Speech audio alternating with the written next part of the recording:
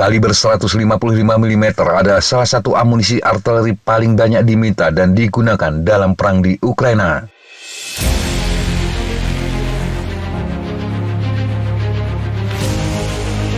Amerika Serikat telah mengirimkan lebih dari 1,5 juta amunisi ini ke Ukraina, tetapi Kiev terus mencari lebih banyak lagi.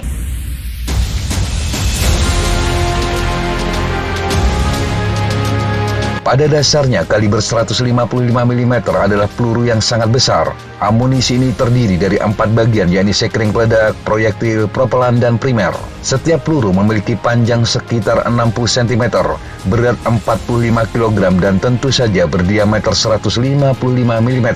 Mereka digunakan dalam sistem howitzer, sebuah senjata besar yang dapat diatur jangkauan sudut tembaknya.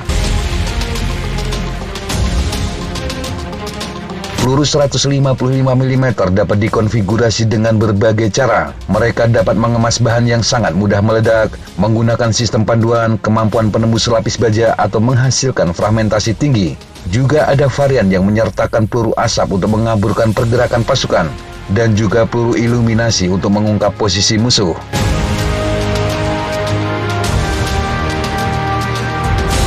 Rusia telah menggunakan amunisi ini sebagai andalan untuk menggempur sejumlah wilayah Ukraina. Kehancuran sejumlah kota termasuk Bahmut sebagian besar adalah tanggung jawab dari senjata ini. Ryan Bros, analis di Foundation for the Defense of Democracies, menyebut amunisi 155 mm era Soviet sangat populer. Ini karena mereka memberikan keseimbangan yang baik antara jangkauan dan ukuran hulda. Dia mengatakan jika Anda memiliki amunisi yang terlalu kecil, kerusakan yang ditimbulkan tidak akan cukup dan target akan bertahan.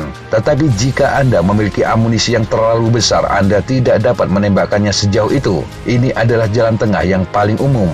Dan itulah mengapa amunisi 155 mm digunakan secara luas. Amunisi ini memiliki sejarah panjang. Prancis adalah pertama kali yang mengembangkan kaliber 155 mm. Peluru ini diciptakan untuk menanggapi perang parit ekstensif selama Perang Dunia Pertama, dan versi awal termasuk selongsong gas. Sejarawan Angkatan Darat Amerika Carey Payson mengatakan, saat Perang Dunia Pertama berlanjut, meriam 155 mm menjadi senjata artileri paling umum digunakan sekutu. Angkatan Darat Amerika kemudian mengadopsinya sebagai senjata artileri berat standar. Militer Amerika menerjunkan versinya sendiri, yakni M1 untuk Perang Dunia Kedua. Setelah perang, aliansi NATO yang dibentuk mengadopsi kaliber 155 mm sebagai standar artilerinya. Menjelang Perang Korea, amunisi tersebut telah dimodifikasi lagi. Salah satunya varian amunisi cluster. Peluru tersebut berisi 88 sub-amunisi. Mereka akan tersebar di area yang luas untuk menghancurkan kendaraan, peralatan, dan personel.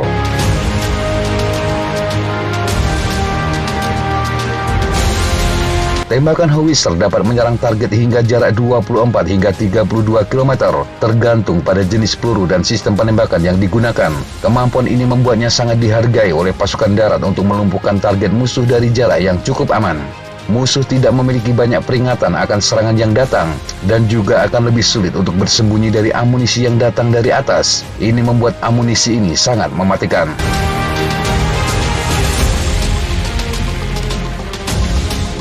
Selama perang, Ukraina disebut menembakkan peluru 155 mm dengan kecepatan 6.000 hingga 8.000 per hari, sementara Rusia bisa mencapai sekitar 40.000 amunisi sejenis.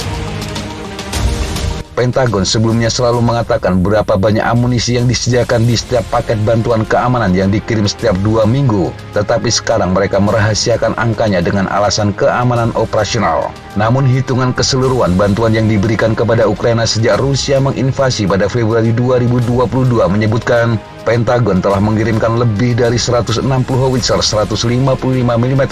Selain itu, lebih dari 1,5 juta amunisi 155 mm dan lebih dari 6.500 amunisi 155 mm presisi dipandu.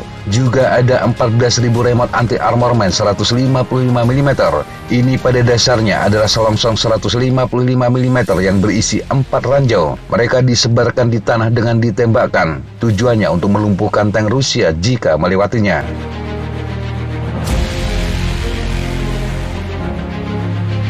Negara lain juga menyediakan howitzer, tetapi Kiev terus meminta lebih. Pada tahun 2022 lalu, para pejabat Ukraina meminta sebanyak 1.000 sistem howitzer untuk melawan pasukan Rusia.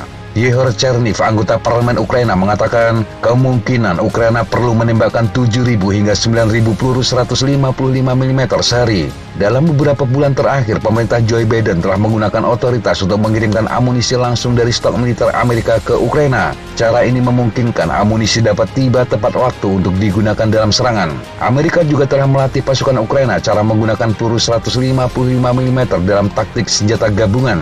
Ini termasuk mengkoordinasikan serangan dengan informasi penargetan yang diberikan oleh pasukan di garis depan dan sistem lainnya. Cara ini akan memaksimalkan kerusakan dan mengurangi jumlah peluru yang diperlukan untuk menyerang target.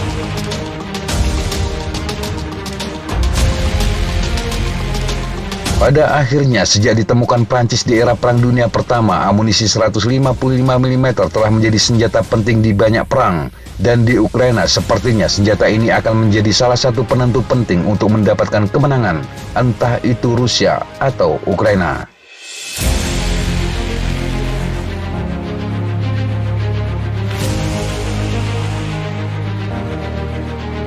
Demikian sahabat Jejak Tapa, informasi yang bisa kita sampaikan untuk kesempatan kali ini. Sampai jumpa di kesempatan yang berbeda. Tetap kunjungi kami di www.jejaktapa.com dan www.flightjournal.com. Tetap semangat dan jaga kesehatan. Salam, fly like an eagle, fight like a falcon.